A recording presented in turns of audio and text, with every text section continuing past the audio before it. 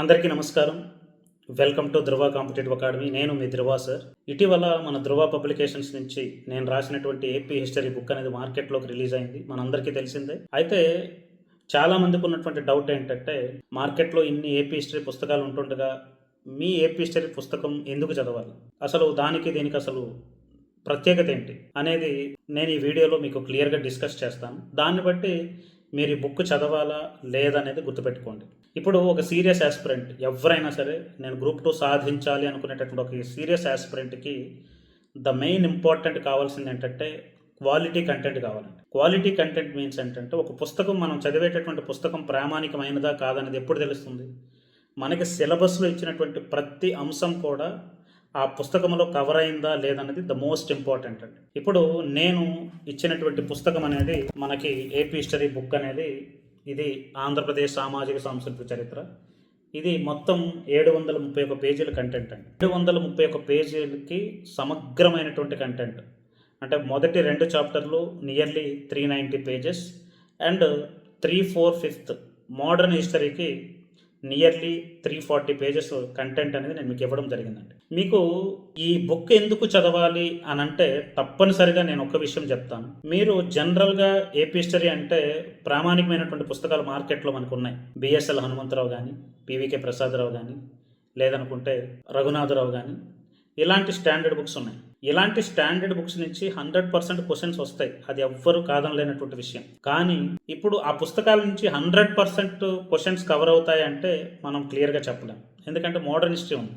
Modern హిస్టరీలో కొన్ని topics, పర్టికులర్గా గ్రంథాలయోద్యమం కానీ, లేదంటే మహిళల పాత్ర, జానపద కళలు, గిరిజన సంస్కృతులు, అదేవిధంగా పత్రికల పాత్ర, సోషలిస్టులు, కమ్యూనిస్టుల పాత్ర, ఇలాంటి కొన్ని టాపిక్స్ మీరు చదివినటువంటి పుస్తకాల్లో దొరకవు. ఎందుకంటే బిఎస్ఎల్ హనుమంతరావు అండ్ పివికే ప్రసాదరావు లాంటి పుస్తకాలు కేవలం ఏన్షియంట్ అండ్ మిడివల్ హిస్టరీని మాత్రమే కవర్ చేస్తాయి.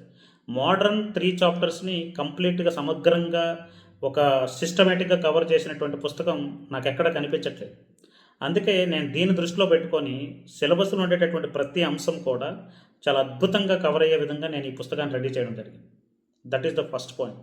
అండ్ నేను రెఫర్ చేసినటువంటి బుక్స్ కూడా చాలా స్టాండర్డ్ బుక్స్ అని రెఫర్ చేశాను. అంటే బిఎస్ఎల్ హనుమంతరావు కానీ, పివికే ప్రసాదరావు కానీ, ముప్పాళ్ళ హనుమంతరావు కానీ, పిఎన్ శాస్త్రి కానీ, అదేవిధంగా కంబంపాటి సత్యనారాయణ కానీ, లేదనుకుంటే మనకి రఘునాథరావు, అదేవిధంగా మనకి ఒక్కొక్క టాపిక్కి మళ్ళీ సింగిల్ టాపిక్స్కి నేను సపరేట్ బుక్స్ రెడీ చూడడం జరిగింది. ఫర్ ఎగ్జాంపుల్ మనకి సాహిత్యోద్యమాలు ఉన్నాయి, విప్లవ ఉద్యమం కానీ, అదేవిధంగా స్వాతంత్రోద్యమం కానీ, వీటి కోసం సపరేట్గా తెలుగు అకాడమీ బుక్ ఒకటి తెప్పించుకొని దాని నుండి చూడడం జరిగింది. జానపద కళలు ఉన్నాయనుకోండి, దానికోసం మిక్కిలినేని రాధాకృష్ణమూర్తి రాసినటువంటి 816 పేజీల తెలుగువారి జానపద కళలు అనేటటువంటి బుక్ని తీసుకొని నేను దాంట్లో ఉన్నటువంటి కంటెంట్ని ఎక్స్ట్రాక్ట్ చేసి మీకు ఇవ్వడం జరిగింది. ఈ విధంగా మనకి నియర్లీ 34 ప్రామాణికమైనటువంటి పుస్తకాలు, అక్కడ ఒకవైపు తెలుగు అకాడమీలు, మరొక వైపు నాగార్జున యూనివర్సిటీ, మరొక వైపు అంబేద్కర్ యూనివర్సిటీ, ఇంకోవైపు పొట్టి శ్రీరాములు యూనివర్సిటీ బుక్స్ చూశాను. అదేవిధంగా వికీపీడియాలో మనకి తెలియనటువంటి చాలా కంటెంట్ కవర్ అవుతుంది. ఫర్ ఎగ్జాంపుల్ పర్సనాలిటీస్ ఉన్నాయి. ఇప్పుడు కందుకూరి వీరేశలింగం కానీ, లేదంటే రఘుపతి వెంకటరత్నం నాయుడు కానీ, లేదనుకుంటే అల్లూరి సీతారామరాజు కానీ, దుగ్గిరాల గోపాలకృష్ణయ్య, ఇలాంటి మెయిన్ పర్సనాలిటీస్ ఎవరైతే ఉన్నారో, లేదంటే ముఖ్యమైనటువంటి కవులు ఉన్నారు. పర్టికులర్గా మనకి గుర్రం జాషువా కానీ, బోయి భీమన్న కానీ, లేదంటే శ్రీశ్రీ కానీ, లేదంటే మనకి సి నారాయణ రెడ్డి కానీ, విశ్వనాథ సత్యనారాయణ కానీ, ఇలాంటి ముఖ్యమైనటువంటి కవులు, పర్సనాలిటీస్ స్వాతంత్రోద్యమంలో కానీ, లేకపోతే సంఘ సంస్కరణ ఉద్యమంలో కానీ, అదేవిధంగా మనకి ముఖ్యమైనటువంటి కవులు వాళ్ళ యొక్క పర్సనాలిటీస్ కానీ, వాటికి సంబంధించినటువంటి సమగ్రమైనటువంటి సమాచారం ఎక్కడ దొరకట్లేదు. కొన్ని పుస్తకాలు, కొన్ని క్వశ్చన్స్ అంటే నేరుగా డైరెక్ట్గా మనకి వికీపీడియా నుంచి ఎత్తిపడేస్తాం. ఫర్ ఎగ్జాంపుల్ మొన్న 2025 గ్రూప్ 2లో మీకు ఒక క్వశ్చన్ మీకు తెలిసే ఉంటుంది. అభినవన్ అన్నయ్య అంటే ఎవరంటే, అభినవన్ అన్నయ్య అనేది ఎక్కడ పుస్తకాలు దొరకదు, ఎక్కడో 4వ తరగతి పుస్తకాలు దొరుకుతుంది. మనం 4వ తరగతి పుస్తకాలు మనం చదవం కదా. వికీపీడియాలో డైరెక్ట్గా అభినవన్ అన్నయ్య అంటే రాయప్రోల్ సుబ్బారావు ఫస్ట్ లైన్లోనే క్లియర్గా ఇవ్వడం జరిగింది. లేదంటే మిలేనియం పోయిట్ అంటే ఎవరు, గుర్రం జాషువా. ఇలాంటి క్వశ్చన్స్ అన్ని డైరెక్ట్గా వికీపీడియా నుంచి ఎత్తిపడేస్తుంటారు అన్నమాట. అలాంటి క్వశ్చన్స్ కూడా మీరు చెయ్యాలి అంటే డెఫినెట్లీ మన ఏపీ హిస్టరీ బుక్ తీసుకోవాల్సిందేనండి. ఎందుకంటే నేను కేవలం ఏదో కొన్ని పుస్తకాలని ప్రామాణికంగా తీసుకొని రాయలేదు. సమగ్రంగా ప్రతి టాపిక్ని సమగ్రంగా కవర్ చేయాలి కాబట్టి నెంబర్ ఆఫ్ బుక్స్ని నేను మీకు ఇవ్వడం జరిగింది.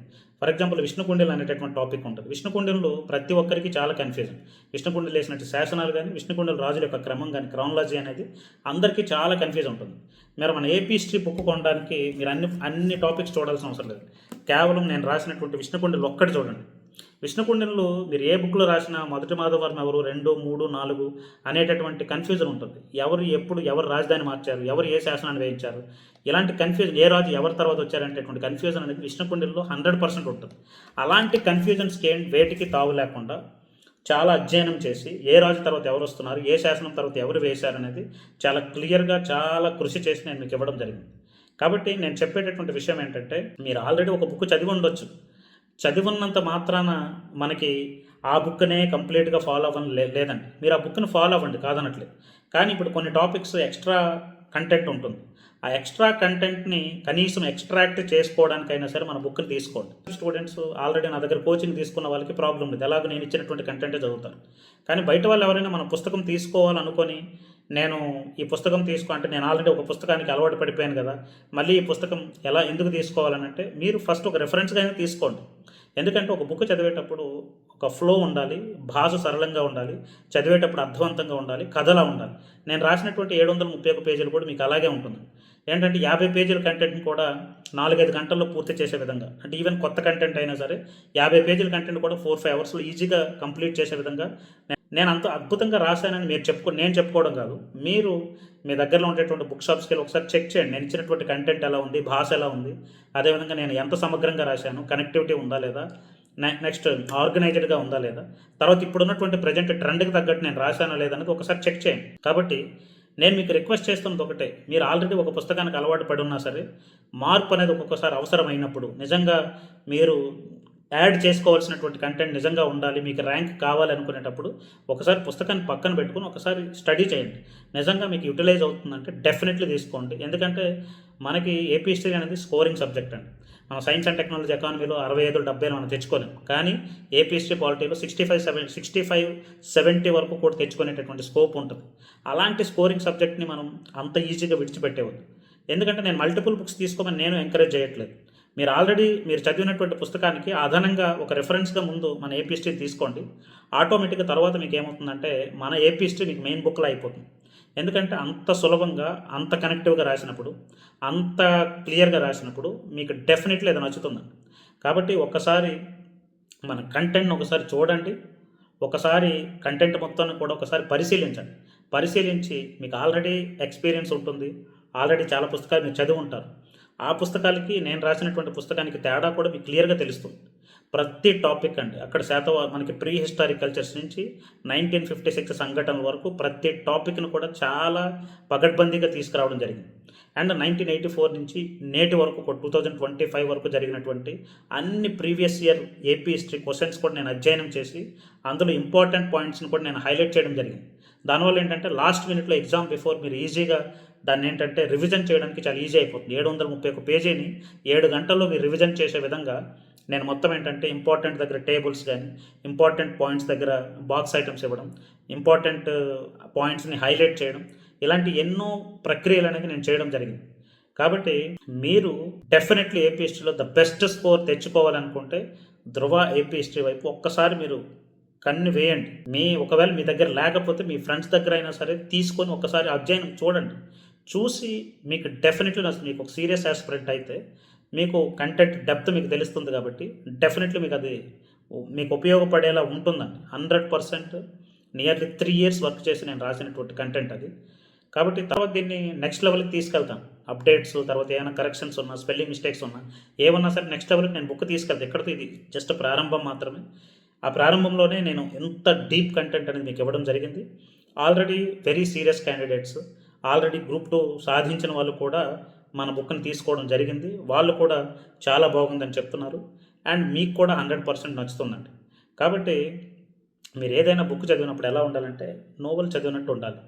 అంటే ఏ పేజీ చదివినప్పుడు కూడా ఎందుకు ఇది చదువుతున్నా అనేటటువంటి బెంగ రాకూడదు. ఇది ఎప్పుడు కంప్లీట్ అవుతుంది అనేటటువంటి భయం అనేది మీకు అసలు రాకూడదు. ఇవన్నీ దృష్టిలో పెట్టుకొని అన్ని ప్రామాణిక పుస్తకాలు కవర్ చేశాను. అట్ ద సేమ్ టైం 731 పేజీలు అత్యున్నతమైనటువంటి కంటెంట్ ఇచ్చాను. టాపిక్ సిలబస్లో ఉన్నటువంటి ప్రతి టాపిక్ కవర్ చేశాను. అట్ ద సేమ్ టైం సరళమైనటువంటి భాష, అంటే ఇప్పుడు బిఎస్ఎల్ హనుమంతరావు కానీ కొన్ని పుస్తకాలు చదివినప్పుడు ఏంటంటే మనకు గ్రాంధికం కలిసి ఉంటుంది. అలాంటప్పుడు ఏంటంటే మనం చదివేటప్పుడు చాలా టఫ్ అనిపిస్తుంది. అలా కాకుండా భాష చదివేటప్పుడు సరళంగా ఉండాలి అండ్ కనెక్టివ్గా, అంటే ఒక పాయింట్ నుంచి ఇంకో పాయింట్కి కనెక్టివిటీ రాశాను. ఏ పాయింట్ నుంచి ఎక్కడికి ఫ్లో అవుతుందో ఫ్లో కూడా క్లియర్గా రాశాను. కాబట్టి మీకు ద ఓన్లీ ఆప్షన్ కింద అయిపోతుందండి. అంటే ఇంకా ఈ బుక్ చదివితే, నేను ఇచ్చినటువంటి ఈ ఏపీ హిస్టరీ బుక్ అనేది మీరు క్లియర్గా వాడుకుంటే ఇది వెపన్ అండి. మీరు ఎగ్జామ్కి వెళ్ళే లోపల కనీసం 4-5 టైమ్స్ రివైజ్ చేసుకొని మీరు వెళ్ళండి. మీకు ద హైయెస్ట్ మార్క్స్ రాకపోతే నన్ను అడగండి. ఏ బుక్ తీసుకున్నా సరే, ఎన్ని పుస్తకాలు తెచ్చినా సరే, అన్ని పుస్తకాలతో ఈ ఒక్క పుస్తకమే సమానం అవుతుందండి. ఎందుకనంటే అంత డీప్గా కంటెంట్ మీకు అర్థవంతమయ్యే విధంగా, మీకు ఉపయోగపడేలా, మీకు మంచి మార్కులు తెచ్చే విధంగా దీన్ని రాసి పెట్టాను. కాబట్టి ఇది మీకు జస్ట్ ఏపీ హిస్టరీ కాదండి, ఇది మీ చేతిలో ఉన్నటువంటి ఒక ఆయుధం. ఈ ఆయుధాన్ని మీరు ఎంత బాగా యూటిలైజ్ చేసుకుంటే మీకు అంత బెటర్ జాబ్ అనేది వస్తుంది. భవిష్యత్తులో మీకు రాబోయేటటువంటి సైన్స్ అండ్ టెక్నాలజీ కానీ, ఎకానమీ కానీ, ఏపీ ఎకానమీ కానీ, ఇలాంటి బుక్స్ అన్నింటికీ మీరు ఈ బుక్కి ఇచ్చినటువంటి ఆధారణ బేస్ చేసుకొని నేను మరింత కృషి చేసి ద బెస్ట్ అవుట్పుట్ అనేది ఇస్తాను. మన పబ్లికేషన్స్ నుంచి త్వరలో చాలా బుక్స్ అనేవి రిలీజ్ అవుతాయి. అంటే మనకి పర్టికులర్గా mains subjects Indian economy, AP economy, science and technology, ఇలాంటి బుక్స్ అన్నీ కూడా నేను రిలీజ్ చేస్తానండి. కానీ ఈ పుస్తకం అనేది మీరు ఈ పుస్తకాన్ని ఉన్నటువంటి ఆధారంగా చేసుకొని, అంటే నేను రాసేటటువంటి ఫస్ట్ కంటెంట్ ఈ బుక్కే కాబట్టి ఈ బుక్కు ఉన్నటువంటి ఆధారణ బట్టి నేను నెక్స్ట్ బుక్స్ని ప్లాన్ చేసుకుంటానండి. డెఫినెట్లీ మీరు దీన్ని ఆదరించండి. మీకు డెఫినెట్లీ ద బెస్ట్ అండి, మీకు ఉపయోగపడుతుందండి. ఏదో బుక్ మార్కెట్లోకి వెళ్ళాలని నేను చెప్పట్లేదు. ఒక సీరియస్ క్యాండిడేట్ చేతికి, ఎక్కడో మారుమూల ప్రాంతంలో ఉన్నటువంటి ఒక స్టూడెంట్ చేతికి ఇలాంటి ఒక ఆయుధం చేరితే వాడికి డెఫినెట్లీ ఉద్యోగం వస్తుందనేటటువంటి ఆశతో చెప్తున్నాను. మీరు తీసుకోండి, మీ ఫ్రెండ్స్కి చెప్పండి, షేర్ చేయండి. డెఫినెట్లీ ఒక బెస్ట్ కంటెంట్ని, ఒక వాల్యుబుల్ కంటెంట్కి డెఫినెట్లీ మీరు ఏంటంటే ఆదరిస్తారని నేను మనస్ఫూర్తిగా కోరుకుంటున్నాను. ఎందుకనంటే తదుపరి రాబోయేటటువంటి ప్రతి బుక్కి, నేను చేయబోయేటటువంటి ప్రతి కష్టానికి ఈ బుక్ ఒకటే నాకు బేస్ అండి. కాబట్టి నేను మిమ్మల్ని అందరికీ మనస్ఫూర్తిగా కోరుకుంటున్నాను, ఈ బుక్ ఒకసారి తీసుకొని ఒక్కసారి అధ్యయనం చేయండి. ఇఫ్ ఇన్ కేస్ ఈ బుక్లో మీకు ఏదైనా డౌట్ వచ్చినా, ఏదైనా తప్పు అనిపించినా, ఏదైనా స్పెల్లింగ్ మిస్టేక్స్ వచ్చినా సరే నాకు చెప్పండి. ఎప్పుడు నేను సజెషన్స్ తీసుకోవడానికి సిద్ధంగా ఉన్నాను. తర్వాత నెక్స్ట్ రాబోయేటటువంటి తదుపరి బుక్స్లో నేను డెఫినెట్లీ దీన్ని అన్ని కరెక్షన్ చేసుకొని the best ever AP history content అనేది మీకు ఇస్తాను. థ్యాంక్ యూ అండి. Thank you so much.